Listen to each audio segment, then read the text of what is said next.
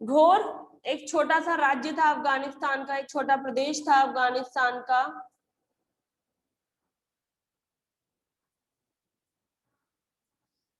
And was under the control of Ghazni with its empire, जो गजनी के साम्राज्य के अंतर्गत आता था, यानी वहां पर भी गजनी का साम्राज्य था। मोहम्मद गौरी उसका एक एम्बिशियस यानी एक इच्छावान राजा था, whose main objective was not only amass wealth, जिसका काम सिर्फ धन इकट्ठा करना नहीं था बल्कि एक बहुत बड़ा साम्राज्य बनाना था।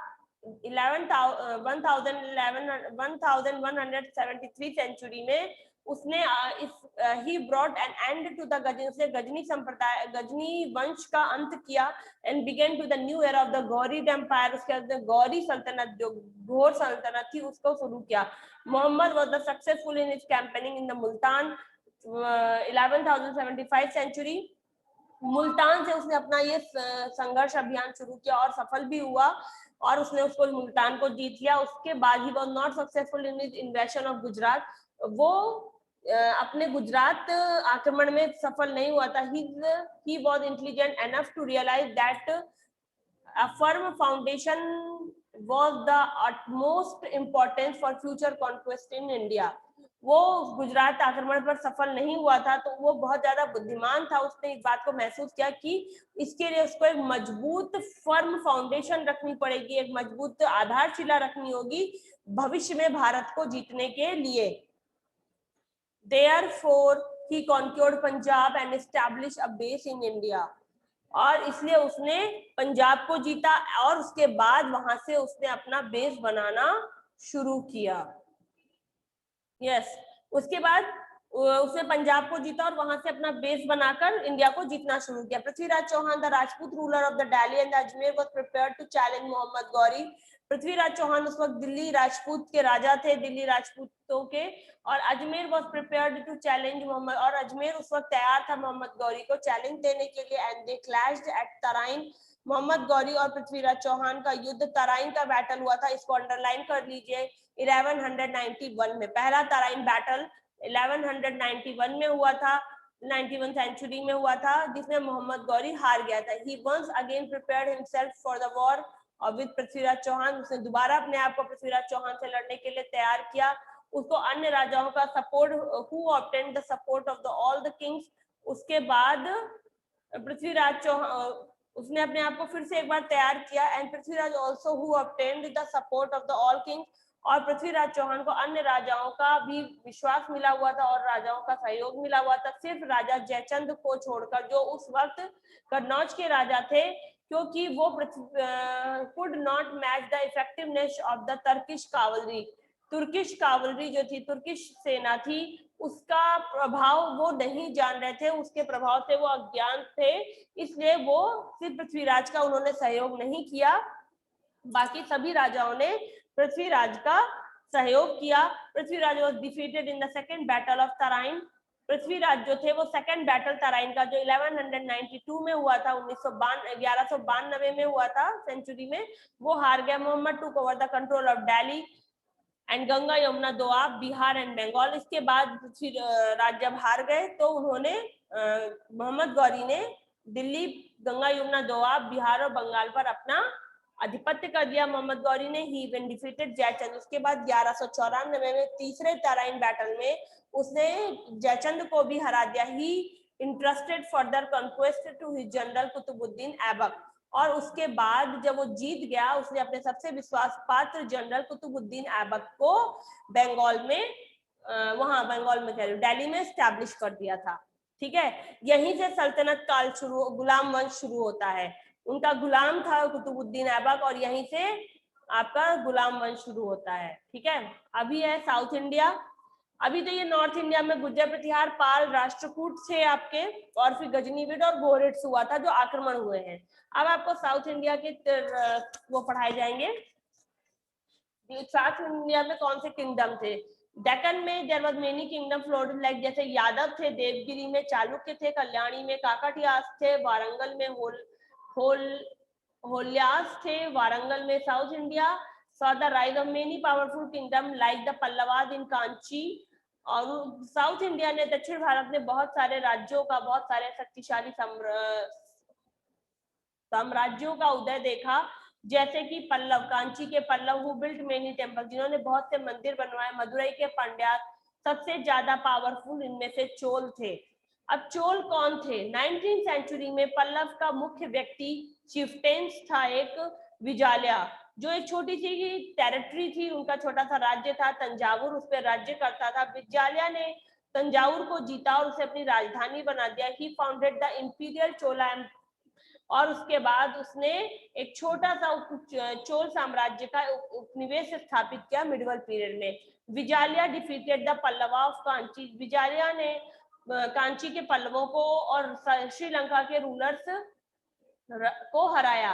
राजा Raja Chola was the powerful who developed a powerful navy, राजा राजा चोल जो थे उन्होंने सबसे ज्यादा इस चोल साम्राज्य को डेवलप किया, उन्होंने नेवी को डेवलप किया, और जो युद्ध में आज नेवी योगदान दे रही है अपना, ये राजा राजा चोल की वजह से ही था। राजा राजा चोल ने ही युद्ध में नेवी को स्टैब्लिश करवाया था। And sent an expedition of Maldives to conquer it, और उन्होंने अपना विस्तार मालदीव तक कर लिया था उसको जीतकर।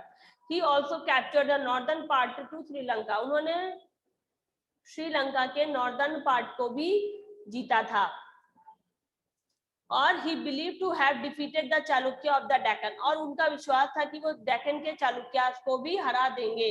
The city of Thanjavur was magnificent with the elaborate gardens and palaces, और जो सिटी थी चालुक्या, जो तंजावुर सिटी थी, वहां पर बहुत सारे बगीचे और महल बनवाए गए। The Brihadeshwar temple built by Raja Raja Chola is an example of Chola architecture, जो बृहदेश्वर टेम्पल है वो राजा राजा चोल के द्वारा बनवाया गया है, और जो चोल की इस कलाकृति को बताता है कि उस वक्त चोल साम्राज्य में कला का क्या महत्व था। उसके बाद उनका बेटा था राजेंद्र चोल, फेमस राजा हुए हैं राजेंद्र चोल, जो जिन्होंने चोल साम्राज्य को आगे बढ़ाया, और राजेंद्र चोल सक्सीडेड हुए राजेंद्र चोल फर्स्ट की वजह से। ग्रेटेस्ट रूलर थे, मिलिट्री जनरल थे इंडिया के। ही वॉज कॉल्ड गंगाई कोंड, उन्हें गंगाई कोंडन कहा जाता था, क्योंकि राजेंद्र चोल फर्स्ट जो था उसने बंगाल को जीता था, वहां के रूलर को हराकर गंगा रिवर को पार करके, और उसके बाद उसने उस जीत को बताने के लिए मंदिर का निर्माण किया था, जिसका नाम था गंगाई कोंड चोलपुरम। ठीक है, गंगाई कोंड चोलपुरम मंदिर बनवाया उसने बंगाल की विजय को दिखाने के लिए, और गंगाई कोंड चोलपुरम इसलिए बनाया गया क्योंकि उसने गंगा को पार करके बंगाल को जीता था। दैट इज वाई उसको गंगाई कोंड कहा गया था, राजेंद्र चोल फर्स्ट को, और उस मंदिर को गंगाई कोंड चोलपुरम कहा गया था। उसके बाद वहां का आपको एडमिनिस्ट्रेशन बताया जा रहा है कि चोल साम्राज्य में कैसा प्रशासन था। The king was the central figure, जो किंग था वो मेन मुख्य व्यक्ति होता था, एडमिनिस्ट्रेशन प्रशासन का हेड होता था। He was instrumental in issuing order, वो एक औजार की तरह काम करता था, जो ऑर्डर, जो आदेश पारित करता था, और ऑर्डर को मनुस्क्रिप्ट हैंड रिटन काम में भेजा जाता था ऑर्डर को, and later inscribed on the temple wall, उसके बाद उन आदेशों को मंदिर की दीवारों पर लिखवा दिया जाता था। The king was assisted in the affairs of the administration by official, और जो राजा था उसको जो प्रशासन के काम में उसके ऑफिशियल्स जो होते थे, वो उसकी मंत्री जो होते थे, वो राजनीतिक मुद्दों पर उसकी हेल्प करते थे। The lawyer official were given titles like arrear और मुवेंडलन कहा जाता था उनको, जो बहुत विश्वास पात्र राजा के होते आते थे उनको अरियाउर और मुवेंडावेलन कहा जाता था। उस वक्त का कर पद्धति कैसी थी, रेवेन्यू सिस्टम कैसा था? लैंड रेवेन्यू जो था उस वक्त, यानी जमीन का जो कर था, वो उस वक्त मुख्य इनकम था।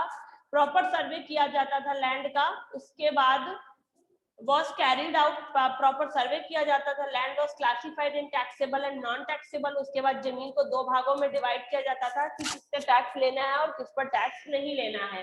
Tax were also imposed on traders and other profession, व्यापारियों पर और अन्य व्यवसायियों पर भी टैक्स लगाया गया था। The revenue was collected by the local authorities और द रॉयल सर्वेंट, जो राजा के रॉयल सर्वेंट होते थे, राजसी नौकर होते थे, उनके द्वारा या लोकल अथॉरिटी के द्वारा वो कर वसूला जाता था।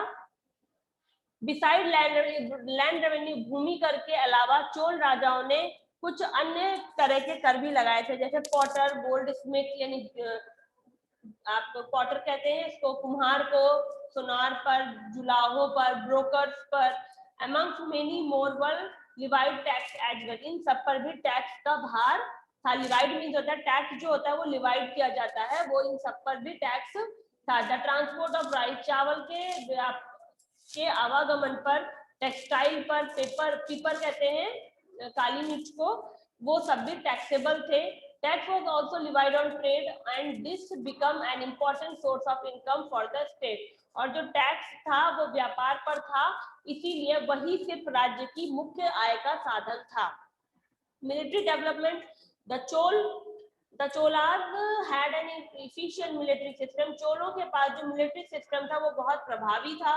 Mentioned a number of This had been mentioned a numerous Chola inscription, और ये बात बहुत सारे चोल इंस्क्रिप्शंस में दिखाई पड़ती है। राजा चोल ने क्रिएट किया था क्या, स्ट्रॉन्ग और एफिशिएंट आर्मी वो की थी, और उसके बाद उसको और मजबूत उसके बेटे और उसके सक्सेसर्स राजेंद्र चोल फर्स्ट ने किया, यानी आर्मी को और ज्यादा मजबूत उसके बेटे राजेंद्र चोल और उसके grand son Rajendra Chola first ने आर्मी को और मजबूत बनाया।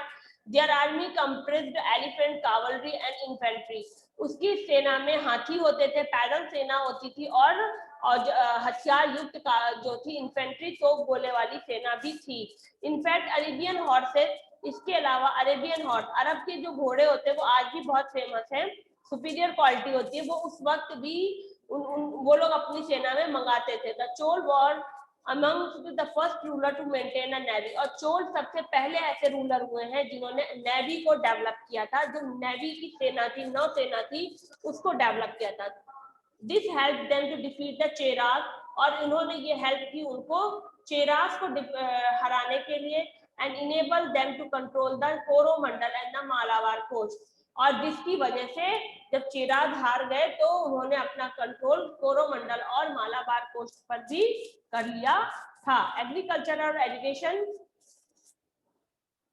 खेती और सिंचाई, जो चोल थे उन्होंने पूरे साम्राज्य में जो खेती होती थी उसको बढ़ावा दिया, स्पेशली कसवरी बेसिन, कावेरी बेसिन, यहाँ पर जो कावेरी नदी की घाटी थी वहां पर उन्होंने खेती को बहुत बढ़ावा दिया। मेनी कमिटीज बनाई गई सिंचाई के लिए, एरिगेशन कमिटी थी, गार्डन कमिटी थी, जो उन्होंने पानी के डिस्ट्रीब्यूशन के लिए बनाई थी।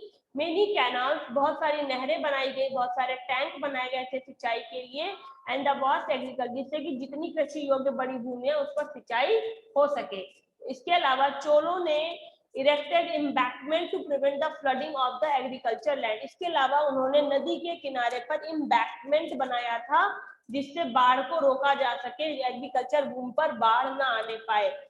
एम्बैंकमेंट होता है नदी के किनारे मट्टी की, बालू की, पत्थर की दीवार बना दी जाए जिससे नदी बाढ़ का पानी वहां तक ना पहुंचे, ठीक है, रिवर नदी का पानी उस एरिया में ना पहुंचे उसके लिए, ठीक है। फिर इसके अलावा चोल गवर्नमेंट स्टूड आउट, इसके अलावा चोल सरकार जो थी, चोल साम्राज्य जो था, उसके पास डिस्टिंक्टिव क्वालिटी थी, सबसे यूनिक क्वालिटी और इनोवेटिव क्वालिटी थी कि first ruler to bring the entire south India under their control, वो सबसे पहले शासक थे जिन्होंने पूरे साउथ इंडिया को अपने कंट्रोल में किया था। They look an active interest to development of temple centers and also establish education institute and hospital around the temple. उन्होंने वो सब बहुत एक्टिव, उनका इंटरेस्ट था बहुत ज्यादा, वो रुचि रखते थे क्या डेवलप करने में, मंदिर बनवाने में, स्कूल बनवाने में और हॉस्पिटल बनवाने में। मंदिर के आसपास उन लोगों ने डेवलप किया था।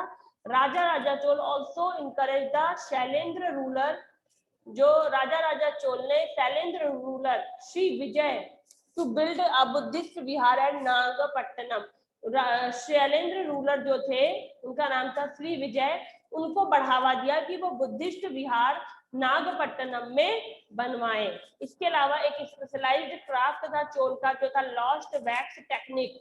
इसमें क्या होता था, चोल साम्राज्य जो था वो अपने पीतल ब्रॉन्ज के मूर्तियों के लिए जाना जाता था। जो स्कल्पचर थे, आइडियल्स थे, वो शिव और पार्वती के होते थे, वो ग्रेसफुल होते थे, मास्टरपीस होते थे। Specially the idol of lord Nataraj depict the mitt dance, और उसमें नटराज की जो मूर्ति है वो एक स्पेशल डांस के लिए जानी जाती है। दिस इमूवेबल जो ये इमूवेबल आप समझ सकते हो, जो ना चल सके जो मूर्तियां थी, वर kept in the inner sanctum, sanctum कहते हैं गर्भगृह को, ठीक है, गर्भगृह जो मंदिर का जहां पर मूर्ति रखी जाती है वहां पर रखी जाती थी। 10वीं सेंचुरी के आसपास इट वाज फेल्ट दैट, ऐसा महसूस किया गया कि this deities should be placed in the public space, और महसूस किया गया कि इन मूर्तियों को जो मंदिर के गर्भगृह के अंदर रहती उनको बाहर पब्लिक प्लेस में होना चाहिए। दे वर एलॉबरेटली ड्रेस्ड, उनको अच्छे से कपड़े पहनाने चाहिए, उनको डेकोरेट करना चाहिए ज्वेलरी के द्वारा। The Chola used the lost wax technique, और चोल ने लॉस्ट वैक्स टेक्निक को यूज किया था, जिसके द्वारा ब्रोंज जो होता था उसकी मूर्तियां बनाई जाती थी। संस्कृत शिल्प टेक्स्ट कॉल इट्स मधु उच्चिष्ट विधाना, संस्कृत में इसे मधु उच्चिष्टा विधान कहा गया है। इस टेक्निक में जो मधुमक्खी का मोम होता था उसको लिटिल ऑयल और नीड, उसको तेल के साथ गूंथा जाता था, उसके बाद find it the sculpted with the material, उसके बाद उसको मटेरियल के साथ मिलाया जाता था within minute, within minute detail, बहुत छोटी मात्रा में इसको मिलाने के बाद उसको it is then coated with clay, उसके बाद उसको मिट्टी के साथ उस पर मूर्ति पर कोट किया जाता था, जितनी उनको थिकनेस की जरूरत होती थी उतना उसको वो कोट करते थे। This is then fire dried and in an oven with a cow dung cake, उसके बाद वो काउ डंग केक के साथ उसको मिलाते थे। द वैक्स मॉडल, और मोमबत्ती की जो मोम की मूर्तियां होती थी, model melt and flows out, और जलकर बाहर आ जाती थी। Then metal alloy is poured into the empty clay mold, उसके बाद क्या होता था, यानी कि पिघलाकर मूर्तियां बनाने का काम था, सांचे में मूर्ति बनाई जाती थी ऐसे ब्रॉन्ज की, और इसको पंचलोहन कहा जाता था। This alloy is none as a पंचलोहन कहा जाता था, और इस मेटल को फिर क्रिविक्स कहते हैं, narrow opening of fissure specially a rock और वॉल, किसी खाली जगह पर इसको भर दिया जाता था। It settles, hardens and cools before the mold is broken. The bronze image is then cleaned, polished, imperfections and removed, and statue is smoothened. और जो मूर्तियां होती थी वो स्मूदन होती थी, पॉलिश्ड होती थी, क्लीन होती थी। ठीक है, इसके बाद वर्ड कनेक्ट आपको दिया जा रहा है, ये आप पढ़ लेना, ठीक है, ये आप पढ़ोगे वर्ड कनेक्ट। अब मैं आपको बता दूं, एक बार फिर से रिवाइज करा दे रही हूँ, ध्यान से सुनना। न्यू किंगडम जो हुए थे नॉर्थ और साउथ, दो पार्ट में इंडिया डिवाइड है। नॉर्थ में आपके राष्ट्रकूट, पाल और गुज्जर प्रतिहार हुए थे, जिनके बीच में ट्रिपाटाइट स्ट्रगल हुआ था, और उस वक्त दो आक्रमण हुए थे, जो गजनी के थे और दूसरा गोरी का था। ओके, उसके बाद साउथ में यादव हुए, चालुक्य हुए, काकटियाज हुए, चोल हुए और कोयलाज हुए। चोल में सबसे पहले राजा का नाम विजालिया था, फिर राजेंद्र चोल था, फिर राजेंद्र चोल फर्स्ट था। विजालिया यहाँ पे बीच में राजा राजा इन्होंने नहीं दिया है, राजेंद्र चोल के फादर का नाम राजा राजा चोल, वो फिर राजेंद्र चोल और राजेंद्र चोल फर्स्ट जो ये लोग हुए हैं, इन्होंने क्या किया था, पूरा नॉर्थ साउथ इंडिया अपने कंट्रोल में ले लिया था। जबकि गुज्जर प्रतिहार और राष्ट्रकूट ने क्या किया था, उन्होंने ट्रिपाटाइट स्ट्रगल हुआ था उनके समय में। ओके, जल्दी से पेंसिल उठा लीजिए और इसको कर लीजिए।